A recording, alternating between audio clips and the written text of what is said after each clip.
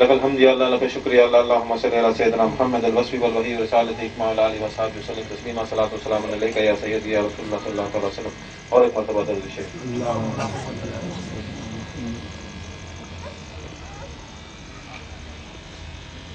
ذکر کی فضیلت. اللہ تعالیٰ اپنے قرآن مجید میں فرماتا ہے کہ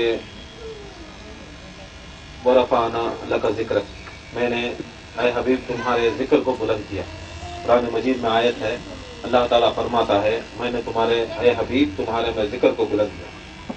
جب اللہ تعالیٰ فرماتا ہے کہ سرکار مدینہ صلی اللہ علیہ وسلم کو اللہ تعالیٰ نے ان کے ذکر کو بلند کیا، تو مطلب کیا ہے؟ بندوں کے اوپر یہ ہمارے اوپر ایک فرمان ہے کہ ہمیں ذکر اہل بیت کرے، ذکر رسول اللہ کرے. اب ذکر رسول اللہ کیا ہے؟ کہ جو اللہ تعالیٰ فرمان ہے، جو میرے حبیب کا ذکر کرتا ہے، جو بلند کرتا ہے، وہ آ کر اللہ تعالیٰ کا ساتھی ہوتا ہے، اللہ تعالیٰ کا ولی ہوتا ہے، اللہ تعالیٰ کا دوست ہوتا ہے، جو سرکار کی شان بیان کرتا ہے، جو ان کا ذکر کرتا ہے. اب سرکار مدینہ صلی اللہ علیہ وسلم فرماتے ہیں جو میرے اہل بیت کا ذکر کرتے ہیں وہ بھی میرا ذکر ہے. اگر کوئی علی کا ذکر کرے تو اللہ تعالیٰ کے حبیب فرماتے ہیں علی کا ذکر کرنا بھی عبادت ہے. ذکر علی عبادت، علی کا ذکر عبادت. اس لیے ہمارے خانقاہوں میں جو ذکر ہوتا ہے فجر پاک کا، مولا علی مشہور کشا کا، فاطمۃ الزہرا کا، امام حسن و امام حسین کا، یہ آ کر یہ فرمان رسول ہے کہ ان کا ذکر کرے. تو مطلب کیا ہے؟ جو علی پکارتا ہے وہ حقیقت میں سرکار کو پکارا ہے، جو فاطمہ پکارتا ہے وہ سرکار کو پکارتا ہے، جو حسن کو پکارتا ہے وہ کیونکہ سرکار مدینہ صلی اللہ علیہ وسلم کہیں کہ میرا جسم ان کا جسم ہے، میرا خون ان کا خون ہے، میرا نور ان کا نور ہے. اب تمہیں چاہے فاطمہ پکارو چاہے محمد پکارو تو بھی ایک، چاہے علی پکارو چاہے محمد پکارو وہ دو بھی ایک، حسن پکارو یا محمد پکارو تو بھی ایک. ایسا محمد پکارو یا حسین پکارو یہ دو بھی ایک ہی ہوتا، یا اللہ پکارو یا محمد پکارو دو بھی ایک ہوتا. ایسا محبت یہ جو ہے اہل بیت کی محبت. اس کے ساتھ جو ہمارے سلسلے کے بانی، جو ہمارے غوث پاک ہیں، سارے شہنشاہ کی جتنے بھی اولیاء اللہ ہیں کائنات کے، ان کے شہنشاہ کا بھی ذکر کرنا، کیونکہ غوث پاک قصید غوثیہ میں فرماتے ہیں، ان کے فرمان میں پکارتے ہیں اگر کوئی شخص مجھے پکارے تو میں آ کر فوراً اس کی مدد کرتا ہوں. کہیں بھی کائنات کے اندر اگر غوث پاک کو پکارے، غوث پاک خود فرماتے ہیں کہ میں اس کی مدد کو آتا ہوں. اس لیے اب آتے ہیں ذکر کو، غوث پاک کا ذکر بھی کرتے ہیں. اب غوث پاک کا ذکر کے بعد ہمارا خواجہ غریب النواز جو ہندوستان کے شہنشاہ، بہت سمجھتے ہیں کہ ہمیں قادری سلسلے، خواجہ غریب النواز چشتی سلسلے کا، کہاں سے چشتی سلسلے کا ذکر قادری سلسلے میں آ گئے. ایسا ایک فساد. دیکھو غوث پاک کے حکم سے، غوث پاک جو حکم کرے، غوث پاک ایسی ہستی کہ سارے اولیاء اللہ دنیا کے اندر جتنے بھی اولیاء اللہ بزرگان دین ہیں ان کے شہنشاہ ہیں. جب غوث پاک کا حکم ہوتا ہے خواجہ کو ہندوستان ملتا ہے. خواجہ بھی جا کر غوث پاک کے پاس کم سے کم 3 مہینے گئے، کچھ روایتوں میں 6، پھر 3 مہینے گئے، پھر 3 مہینے گئے، 3-4 مرتبہ غوث پاک نے، خواجہ غریب النواز نے غوث پاک کے پاس گئے.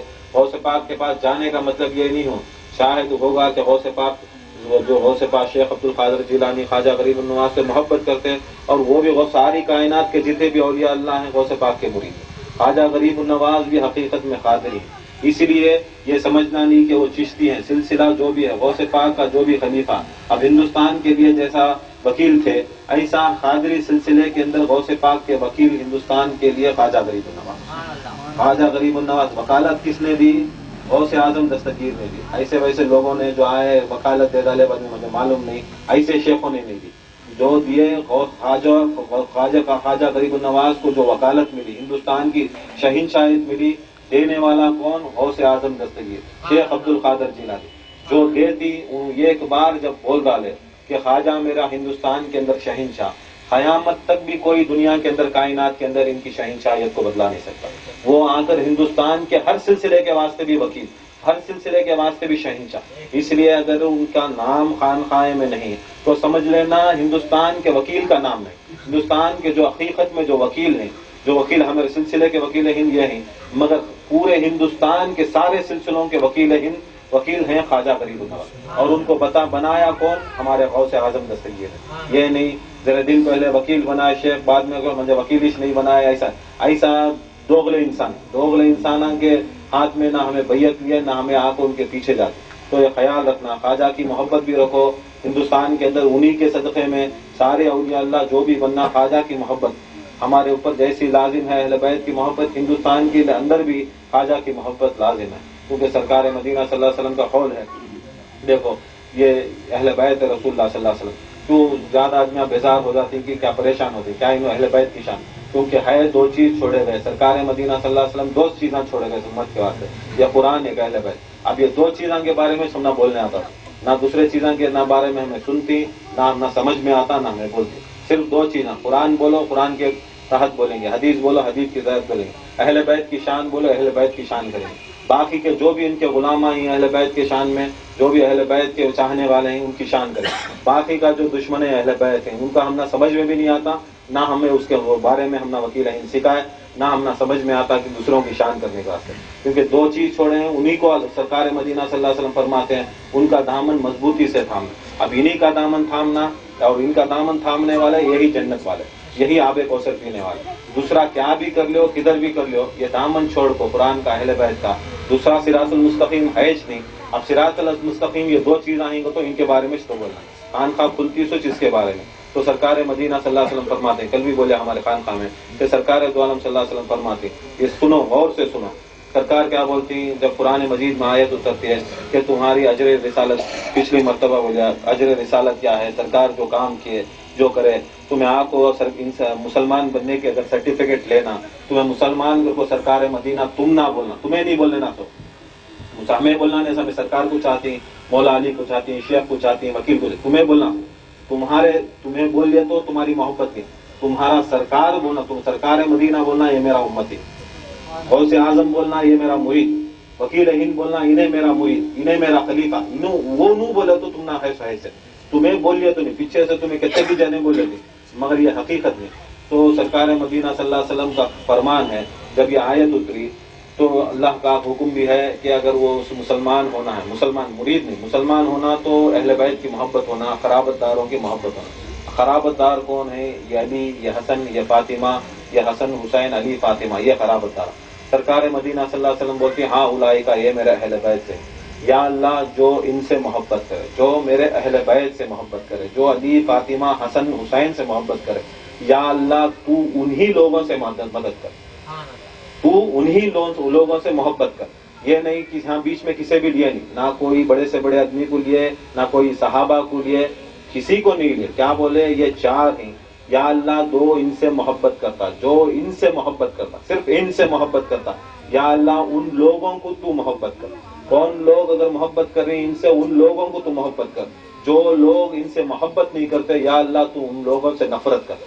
جب سرکار مدینہ کا حکم ہوا کہ ان سے محبت کرنا ہی اللہ تعالیٰ کی محبت ہے، اللہ تعالیٰ انہی سے محبت کرتا، تو یہاں سے ہوگا کٹ، جتنے بھی سلسلے میں جو کچھ بھی ہے، کیسا بھی ہے، کدھر بھی ہے، سب چیز کے واسطے یہ عقیدہ رکھ لو، تمہیں پیر صاحب کی محبت کریں، وکیل کی محبت کریں، غوث کی محبت کریں، خواجہ کی محبت، سب اب کرنا تو محبت صرف اور صرف اہل بیت کے واسطے کرنا، اہل بیت کے واسطے ہی تمہاری محبت کرنا، اہل بیت کے واسطے ہی دشمنی کرنا۔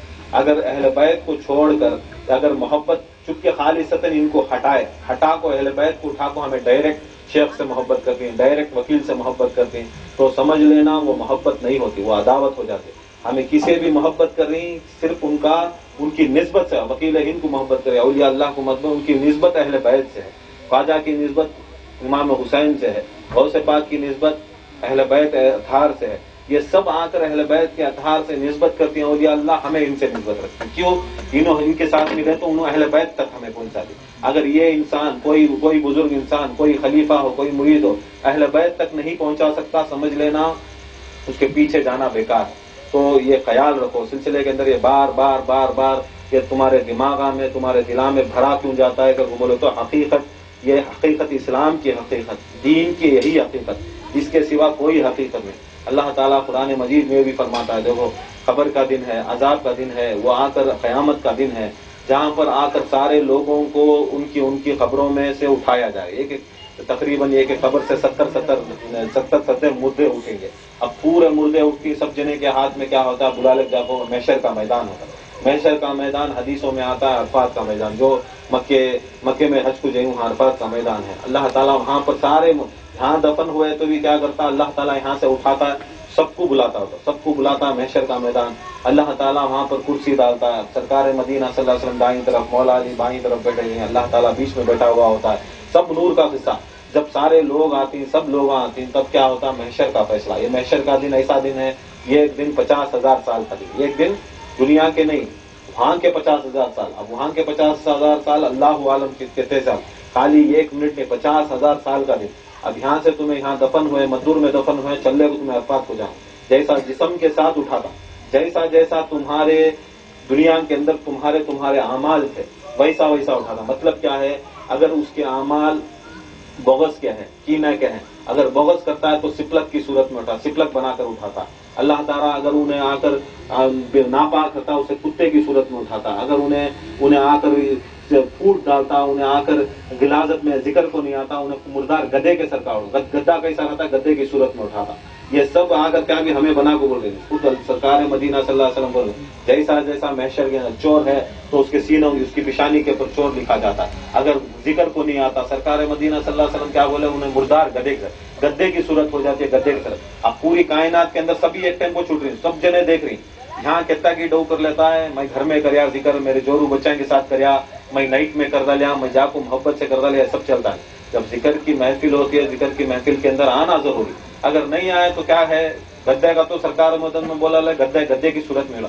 انہیں اگر بخل کر رہا ہے، انہیں بغض رکھا ہے، انہیں کینہ رکھا ہے، انہیں کپٹ رہا ہے، انہیں الگ الگ مقام کو الگ الگ چیزوں سے ان کے جانوروں کی صورت سے اٹھاتا. ایک واقعہ ایسا امام جعفر صادق علیہ السلام، ان کے پر درود پڑھو. جعفر صادق علیہ السلام ایک بار حج کو جاتے ہیں. ایک بار حج کو گئے تو ان کے ایک مرید رہتی ہیں، ان کے مرید دیکھتی ہیں، لاکھوں کروڑوں آدمیاں آتی ہیں، لاکھوں آدمیاں کعبے کے اطراف حج کے ارکان کر رہی دیکھتی ہیں. دیکھے تو دیکھو یا امام علیہ السلام، دیکھو کتنے مسلمانہ ہیں، کتنے مومنہ ہیں جو اللہ تعالیٰ کے لبیک کے واسطے، پکارنے کے واسطے، اللہ تعالیٰ کے گھر کے طواف کے واسطے کتنے لوگ آئے ہیں، طواف کریں، احرام میں ہی، حج میں ہی، احرام میں ہی. امام جعفر صادق علیہ السلام فرماتے ہیں، اے میرے صحابی، تو یہ سمجھ نہ کو تمہیں جو دیکھ رہی وہ صحیح ہے، جو تمہیں دیکھ رہی وہ صحیح نہیں ہے. تو امام سے پوچھتی صحابی، یا امام حقیقت کیا ہے؟ امام علیہ السلام کیا کرتے ہیں، ان کے پیٹھ کے اوپر ہاتھ پھراتے ہیں. وہ صحابی کے پیٹھ کے اوپر ہاتھ پھراتے. جب ہاتھ پھراتے ہیں صحابی کے پیٹھ کو تو دیکھتے ہیں لاکھوں لوگ موجود ہیں، مگر لاکھوں میں سے یہ ایک انسان دکھ رہا ہے، یہ ایک کی شکل انسان کی شکل دکھ رہی ہے. باقی کے سوراں کے، کتیاں کے، بلیاں کے، چوہیاں کے، گدیاں کی شکل. پریشان ہو جاتی ہیں، پریشان ہو کو پوچھتے ہیں یا امام یہ کیا؟ تو بولتی امام اگر حقیقت اللہ تعالیٰ تمہیں دکھاتا، ہم اماموں کو چھوڑ کر انسان کو دکھاتا، نہ تم ان کے ساتھ اٹھتے نہ ان کے ساتھ بیٹھتے. یہ جو سب لوگ ہیں یہ آ کر منکر اہل بیت اور منکر علی ہیں. جو ایک انسان دکھتا ہے وہی آ کر چاہنے علی کے چاہنے والے اور اہل بیت کے چاہنے والے، وہی انسان کی صورت میں اٹھایا جائے گا. باقی کے پورے آپ کو گدیاں کے، کتیاں کے، سوراں کے صورت میں اٹھایا جاتا. یہ حقیقت ہے جو وہاں امام جعفر صادق علیہ السلام بتا کیا، وہاں بتا کو یہ دکھایا کہ جو محبت سرکار مدینہ، محبت اہل بیت جو کرتا ہے وہ آپ کو اپنی صحیح شکل، جو انسان کی نورانی شکل میں ہوتا ہے، اگر ان کو چھوڑ کر اگر انہیں کرتا ہے تو ان کی شکل میں. تو ہمیں خیال رکھنا کہ اہل بیت کا ذکر کرنا، یہ سب چیزیں کرنا بہت ضروری ہے. اللہ تعالیٰ جب یہ قیامت کا دن رکھتا ہے، قیامت کے نزدیک سب کو بلاتا ہے، سب کو بلا کو جب کھڑاتا ہے، ان کے اعمال نامے جو ان کی زندگی میں جو کرے، جو نماز پڑھے، روزہ رکھے، ذکر کرے، زکات دے، وہ سب اعمال نامے کیا کرتا ہے، ان کے ہاتھوں میں دیتا. ان کا اگر غلط ہے تو دامے ہاتھ میں دیتا، صحیح ہے تو سیدھے ہاتھ میں دیتا. تو اللہ تعالیٰ کا حکم ہوتا ہے. یہ نہیں وہاں جا کر یہاں کو مریداں خلیفہ کے سامنے یا کوئی آدمی آپ کو ہمیں بہت ذکر کرے ہیں بہت، وہاں سب نہیں. ہماری زبان بند، کیوں کہتے ہمیں جھوٹے، ہماری زبان بند. ہمارے آزے کو، انگلیاں کو، ہمارے انگلیاں کے بازو میں ناخنوں کو، ہر چیز کو، ہاتھوں کو، پاؤں کو، ہر چیز کو زبان دے آتا. وہ وقت آ کر قیامت کا دن ایسا رہتا، ہماری زبانیں بند رہتی مگر ہمارے ہاتھوں سے ہمیں کیا کیا کرے، ہمارے پاواں سے ہمیں کہاں گئے، ہمارے انکھیاں سے کیا کیا غلط چیزاں دے. انکھیاں بیان کرتی ہیں، پاواں بیان کرتی ہیں، انگلیاں بیان کرتی ہیں. ہمارا دماغ کو بھی اللہ تعالیٰ زبان دیتا. ہمارا دماغ میں کیا کیا تھی، کیسا تھے، سب ہماری جو حقیقت کی زبان بند ہو جاتی ہے، مگر ہمارے آزے پکار کو کہتے ہیں یا اللہ انہیں تو آزا تو اس انسان کے جسم میں دیا، یہ میرے ہاتھوں کو ادھر چوری کی طرف لے گیا، یہ میرے پاؤں کو اللہ تعالیٰ میں آ کر ذکر کی طرف سے موڑ لیا اور دوسرے غلط چیزوں میں، زنا کی طرف لے گیا، جوئے کی طرف لے گیا. اور میں نے میری زبان، میرے دماغ بولتی دیکھو ہمیں ذکر کو آنے والوں کو روکے، نماز کو جانے والوں کو روکے. یہ سب چیز ان کے اعمال، ان کے اعضاء کرتے ہیں، ان کے اعضاء ہوتے ہیں. جب اللہ تعالیٰ فرشتوں سے فرماتا ہے دیکھو ان کے اعمال ہیں، عمل نامے کیسا کرتا ہو. ہر انسان کے جسم میں دو فرشتے ہیں، کرامن، یہ کاتبین فرشتے ہیں. تو کرامن کاتبین ہر انسان میں رہتے، چاہے انہیں اچھا ہو، چاہے وہ برا ہو، چاہے ہندو رہو، چاہے مسلمان رہو، چاہے مومن رہو، چاہے منافق رہو. اب یہ کرامن کاتبین کا کام کیا ہے؟ جو سیدھے ہاتھ کے اوپر رہتا ہے، انہوں آ کر کاتبین ہے، ان جامع ہاتھ وہ ہے، ان کرامن ہے، انہوں کیا کرتے سو نام اعمال لکھتے. اگر گناہ کرے تو ان کے نام اعمال انہوں لکھ لیتے، جو نیکی کرے نام اعمال ہمیں لکھ لیتے. یہ ضرورت نہیں کہ انہیں آیا وہ خلیفہ آیا، وہ خلیفہ نہیں آیا، انہیں آیا مرشد آیا بنگلور کے اندر دیکھے آپ کو، ہم نہ کھڑ کو ذکر کرنے کی ضرورت ہے. تمہارا جو اعمال ہے وہ اللہ کے رسول کا حکم ہے کہ وہ فرشتے تمہارے اعمال کو لکھ لیتے ہیں. اگر نیکی کر رہے تو نہ معلوم اذان ہو رہی ہے نماز کو نہیں جا رہی ہے، ہم کھلا لکھتے ہیں انہیں اذان ہے نماز کو نہیں جا رہا، ذکر چل رہا ہے انہیں کھڑ کو ٹائم پاس کر رہا ہے، انہیں اتنے ذکر کے بعد گیا اتنے ذکر کے بعد آیا. یہ سب چیز آپ کو یا کو فرشتے لکھ لیتے. اس کے بعد اس کے اندر بدلا انہوں جھوٹ نہیں لگتے، کیونکہ نیکی لکھنے والا الگ گناہ لکھنے والا. وہاں آ کر کوئی بدلا نہیں سکتا. ہاں تمہاری کیا بھی گواہ نہیں ہوتی ہے، میں کو کھڑ کو گواہ نہیں بولتا انہیں ایسا کرے. خود کی گواہی تمہارے فرشتے، تمہارے خاندان کے اوپر تمہارے فرشتے ہیں. تمہیں اگر گناہ کر رہی ہیں وہ لکھے جا رہی، تمہیں ثواب کر رہی تمہارا لکھے جا رہا. اب وہ وہاں کو منجے کھڑا کو پوچھنے کا نہیں، کسی آدمی کو کھڑا کو پوچھنے کا نہیں، انہیں کیا تمہارا مرید کی، تم نہ یہ کی، تم نہ وہ سب بات کی چیزیں، وہ سب بات کی جائے. پہلی کیا چیز ہے؟ شریعت کے اندر تمہیں گناہ کرے تو لے کو اعمال نامہ فرشتہ تمہارے خاندان میں سے نکلتا، یہ فرشتہ خاندان میں سے نکلتا، وہ اعمال نامے دیکھتی. نیکی ہے یہ بدی کا ہے، یہ نیکی ہے، دو بھی اللہ تعالیٰ ٹیلی کرتا، دو بھی ملاتا. اگر نیکی کا زیادہ ہے تو کیا کرتا؟ اعمال نامے نیکی کے اپنے ہاتھ میں دے ڈالتا، جا تو جنت جا، پلسرات کی طرف جا. اگر بدی کا ہے تو اللہ تعالیٰ ڈامے ہاتھ میں جا تو پلسرات. دو بھی کرے تو کیا کرتا اللہ تعالیٰ؟ اگر نیکی کرنے والا رہا تو بھی سیدھے ہاتھ میں بول دیتا اور کہتا پلسرات کے اوپر جا. بدی کرنے والا رہا تو جا پلسرات کے اوپر جا. مگر دو بھی ہیں، مومن رہا تو بھی انہیں پلسرات جانا، منافق رہا تو بھی پلسرات جانا، چاہے کوئی چیز بھی نہیں، پلسرات حق ہے. کوئی آدمی بھی بچ نہیں سکتا پلسرات کو. یہاں تک کہ حدیثوں میں آیا، سرکار مدینہ صلی اللہ علیہ وسلم فرماتی ہے، حدیث ہے، حضرت فاطمہ الزہرا پلسرات کے اوپر سے گزرے گی. حضرت فاطمہ الزہرا جیسی شخصیت کو بھی پلسرات کا ایسا مطلب ہے کہ بال سے باریک اور تلوار سے زیادہ تیز. بولتی کسے؟ اگر وہ اس کے دل میں ایمان نہیں ہے وہ بال سے باریک رہتے، تلوار سے زیادہ تیز رہتے. اگر اس کے دل میں اہل بیت کی محبت ہے اور سرکار کی محبت ہے اور عمل کرتا ہے، نماز پڑھتا ہے، روزہ رکھتا ہے، حج کرتا ہے، یہ ذکر کرتا ہے، جو بھی فرائض کرتا ہے، اس کے واسطے وہ پلسرات ایک بڑے روڈ کے سر کا بنتی. جیسا ہمارا 80 فٹ روڈ ہے ویسا گزرنے کے واسطے بنتی. جیسا اس کا دل رہتا ہے، جتنا چھوٹا اس کا دل رہتا، پلسرات کا اتنا چھوٹا رہتا، اتنا چھوٹا ہو جاتا. دیکھو ایک حدیث ہے، وہ اعمال سیدھے ہاتھ میں اور دائیں ہاتھ میں دینا. اور وہ کچھ اس کے اندر ایسے شخص رہتے ہیں کہ جب اللہ تعالیٰ ان کو حکم کرتا ہے، یہ لو تمہارا اعمال، تمہیں اچھے لوگ ہیں تمہارا سیدھا ہاتھ میں دیتے ہوں، تمہیں برے لوگ ہیں دائیں ہاتھ. کچھ ایسے رہتے ہیں جو اعمال کرتے ہیں، جو نیک اعمال کرتے ہیں، نماز پڑھتے ہیں، روزہ رکھتے ہیں، حج کرتے ہیں، زکات دیتے ہیں، ذکر کو آتے ہیں، سب چیز مانتے ہیں، یہاں تک اہل بیت کو بھی مانتے ہیں، اولیاء کو بھی مانتے ہیں. مگر انہیں جب اعمال کو اللہ تعالیٰ حکم کرتا تو ان کے ہاتھ کھلتے ہی. یہ لوگ ایسے لوگ سرکار کو پوچھتے ہیں یا یہ لوگ کون سے لوگ جو ان کے ہاتھ کھلتے نہیں؟ سرکار مدینہ صلی اللہ علیہ وسلم فرماتے ہیں یہ بخیل لوگ. یہ بخیل ایسے بخالت ایسی چیز ہے، اپنے پاس اپنا مال رکھ کر اور دوسروں کو جو ہمارا بھائی ہے، ہمارا خاندان والا ہے، ہمارے رشتہ دار ہے، ہمارے سلسلے والا ہے، ان کے اوپر اگر بخالت کرے. بخالت کا مطلب کیا ہے؟ خرچ کرنے کے اندر بخالت کرے تو اس کے ہاتھ معاشر کے دن بدلے جاتے. اور یہاں تک سرکار مدینہ صلی اللہ علیہ وسلم فرماتے ہیں جو بخیل ہے، جو خرچ نہیں کرتا، رکھنے کے باوجود خرچ نہیں کرتا، سمجھتا خل ہمارے خاندان کو، ہمارے بچوں کو لیں گے، مریدان کے بارے میں، اپنے محلے کے بارے میں، اپنے خاندان کے بارے میں سوچتا نہیں. سمجھ لینا اس کا کفن بھی چھوٹا پڑتا ہے، اس کی خبر بھی چھوٹی پڑ کے، اور آ کر قیامت کے دن اللہ تعالیٰ اس کے ہاتھوں کو کھولتا ہے. تو یہ بخالت ایسی چیز ہے. مولا علی مشکل کشا فرماتے ہیں یہ بخیل 3 شخص میری محبت نہیں کر سکتے، میری اولاد کی محبت نہیں کرتے. یہ ایک شخص جو بخیل رہتا ہے، جو اللہ کی راہ میں صدقہ دینے، زکات دینا اور ان کے واسطے بزرگان دین سادات کے واسطے خمس نکالنا، یہ چیز اگر نہیں کرتا تو اس کے دل میں کبھی بھی مولا علی کی محبت اور اہل بیت کی محبت نہیں آتی. یہ بخیل. دوسرا انانیت رکھنے والا، میں پناہ کرنے والا. جو میں پناہ کرتا ہے، جو اپنے آپ میں بڑا. کیونکہ یزید کو کیا تھا؟ مسلمان تھا، مگر کیا سمجھتا میں حسین سے بڑا، میں آ کر آل نبی سے بڑا. میں پناہ جو کرتا، انانیت جو کرتا، ہمیں رہے تو چلتا، ہمیں کرے تو سلسلہ، ہمیں بیٹھے تو ذکر، ہمیں بیٹھے تو نماز، ہمیں کھڑے تو نماز، ہمیں گئے تو سلسلہ چلتا، ہمیں نہیں. یہ انانیت جو کرتا ہے سمجھ لینا انہیں علی کی محبت نہیں کرتا، آل علی کی محبت نہیں کرتا. تیسرا شخص جو حرامی ہے، زانی ہے، انہیں کبھی بھی علی کی محبت، آل علی کی محبت نہیں کرتا. تین شخص کے دل میں کبھی بھی محبت علی اور محبت رسول نہیں آ سکتی، یہ فرمان ہے۔ تو ہمارے خانقاہوں میں کیا ہے کہ کھلے دل سے جو بھی کرے کھلے دل سے کرنا، کیونکہ اللہ تعالیٰ فرماتا ہے جو شخص اللہ کی راہ میں صدقہ، زکات، صدقہ کا مطلب یہ نہیں کہ صدقہ پیسوں سے دینا یا پیسے والا کے ساتھ بھی دینا یا انڈے دینا یا مرغی دینا، جو پیسے رکھا انہیں دینا۔ صدقہ یہ بھی ہے اگر کوئی نیکی کرو، کوئی نماز پڑھو، کوئی ذکر بھی کرو، آج کا ذکر بھی کرے، اگر تمہارے کسی بھی مرحومین کو صدقہ دینا، کوئی بیمار ہے اس کو صدقہ دینا، تو تمہارا ذکر بھی صدقہ کر سکتے ہیں، تمہاری نماز بھی صدقہ کر سکتے ہیں، تمہاری نیکی بھی صدقہ کر سکتے ہیں۔ یہ خالی صدقہ صرف پیسوں کا نہیں، اگر صدقہ کریں گے، سفر کا مہینہ صدقہ کریں گے، اللہ تعالیٰ فرماتا ہے کہ جو سفر کے مہینے میں سب سے زیادہ بلایات ہیں اور یہ صدقہ اگر کرنے والا ہے تو اس کے بلایوں کو اللہ تعالیٰ کاٹ دیتا، روک دیتا۔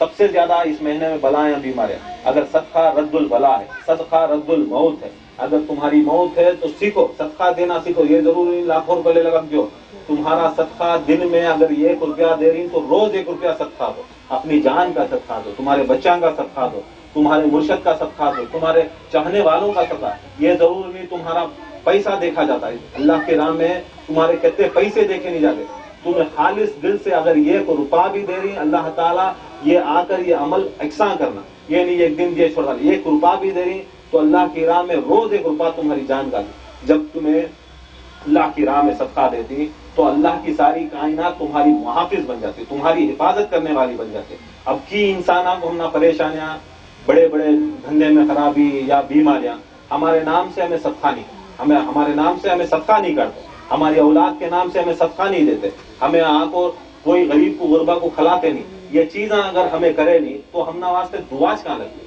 اگر ہمیں صدقہ کرے، دوسرے کو دیے، دوسرا کھایا، دوسرا اگر کو دیے تو کیا ہوتا ہے، اس کی دعا سے ہمارے بلایات، ہمارے بیمار، یہ خیال رکھو سلسلے کے اندر بہت ضروری ہے۔